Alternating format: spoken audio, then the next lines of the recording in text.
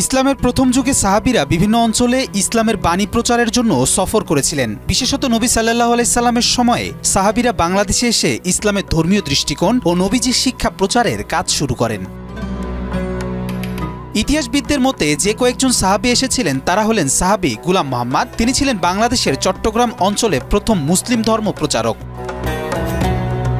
আবু হুরায়রা, আবু সিদ্দিক রহমতুল্লাহ আলাইহি সহ অন্যান্য সাহাবীরা বঙ্গোপসাগরের তীরবর্তী অঞ্চলসমূহে এসে ইসলামের বাণী ছড়িয়ে দিয়েছিলেন। তাদের প্রচেষ্টায় ফলশ্রুতিতে বাংলাদেশের মুসলিম সমাজের ভিত্তি গড়ে ওঠে। এ সময় মূলত ইসলাম ধর্মের মূল শেকড় বাংলাদেশে প্রবেশ করে।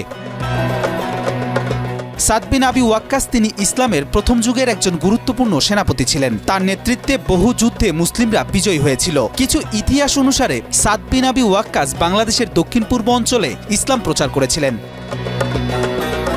মুয়াজ বিন জাবাল ছিলেন ইসলামের অন্যতম শিক্ষাগুরু। তিনি নবীজি সাল্লাল্লাহু আলাইহি সাল্লামের অন্যতম বিশ্বস্ত সাহাবী ছিলেন। বাংলার ভিন্ন ভিন্ন অঞ্চলে তার প্রচারণার মাধ্যমে ইসলামী শিক্ষা প্রসারিত হয়। নবীজির যুগে এই সাহাবীরা ইসলামের বাণী পৌঁছাতে বাংলায় এসেছিলেন এবং তাদের প্রচেষ্টায় বাংলাদেশে ইসলামের ভিত্তি স্থাপিত হয়। আজও এই সাহাবীদের স্মৃতি আমাদের কাছে জীবন্ত হয়ে আছে এবং তারা যে শিক্ষা দিয়েছেন তা আজও আমাদের পথপ্রদর্শক। এছাড়া ইতিহাসবিদরা মনে করেন সাহাবীদের বাংলাদেশে আগমন ছিল ইসলামের সংস্কৃতির এক গুরুত্বপূর্ণ অধ্যায়, যা মুসলমানদের ধর্মীয় দিক থেকে গুরুত্বপূর্ণ অবদান রেখেছে।